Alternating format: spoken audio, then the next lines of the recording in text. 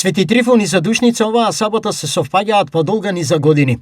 Кај православните верници актуелна е дилемата: што во овој случај? И дали поради Свети Трифун Задушница ќе биде одложена или на кој начин да се одбележи? Многу луѓе ни се јавуваат во црквата и прашуваат дали ќе има Задушница. Да, двата празника се празнуваат истовремено. За Задушница ни треба, рековме, пченица, вино и свеќи, за Свети Трифун ни треба молитва и еве светена водичка која лозарите можат да си ја земат и овоштарите, а можете и да повикат секој свештеник да им го закори, да им го благослови лозовиот или овошниот наслад. Од Брегалничката епархија и овој пат потенцираа дека поради мал број на свештеници, традиционалните тресагии ќе се организираат по следниот распоред. Во петок попладне свештениците ќе бидат во гробиштата над капелата, кај нас познати како нови гробишта, трите рампи и малата парцеличка кај паркингот спроти капелата.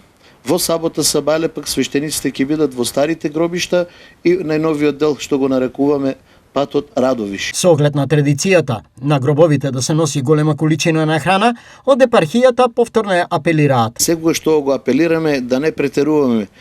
Она раздавање што го кажуваме нели ке нашиот народ има корење во Светото писмо каде што се вели да се раздаде од имотот на покојниот, ама на сиромаси.